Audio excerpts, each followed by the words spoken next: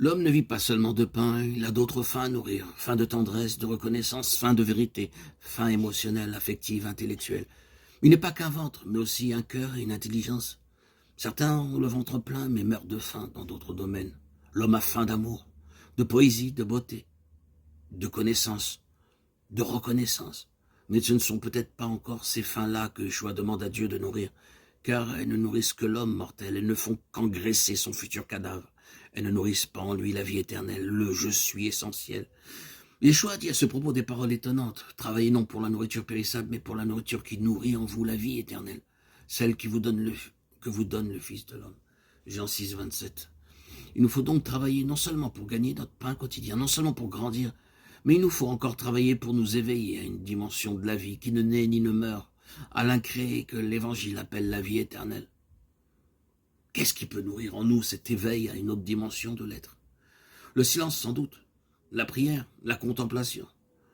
Yeshua va donner quelques précisions. C'est la présence même de « je suis » évoquée et invoquée en nous-mêmes, qui est nourriture, pain de vie.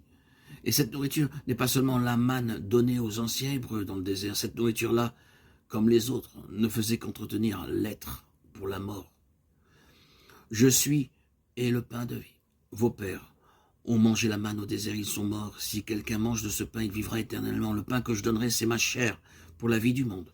Jean 6, 48, 49, 51. Man en hébreu, man-ou, veut dire « qu'est-ce que c'est ?» Dans le désert de notre vie, nous sommes en effet nourris de questions, et ces questions creusent davantage notre faim. Jusqu'au moment où jaillit la réponse, qui n'est pas une réponse à nos questions, mais l'apaisement de notre faim, la simple présence de « je suis ». Qu'est-ce que c'est? Qui suis-je? Nul n'a la réponse à ces questions essentielles, et toute l'histoire de la philosophie, de la psychologie et de la spiritualité est là pour nous le confirmer. Ceux qui accueillent la réponse se taisent, et ils sont. Mais on peut préférer la manne au pain de vie, préférer la question à la réponse qui est « je suis ». Au cœur de tout être, préférer la soif au don de l'eau vive, préférer notre manque à l'être qui se donne. Grégoire de Nyssée disait que l'homme est un être à qui l'être manque, un être pour la mort. Mais ce n'est pas tout, c'est un être à qui l'être se donne, s'il se laisse aimer et nourrir par lui, s'il se laisse être « je suis », s'il en fait son pain de chaque jour, son pain de vie. Il devient alors un être pour l'éternité. Il demeure en lui. Mais qui peut comprendre cela?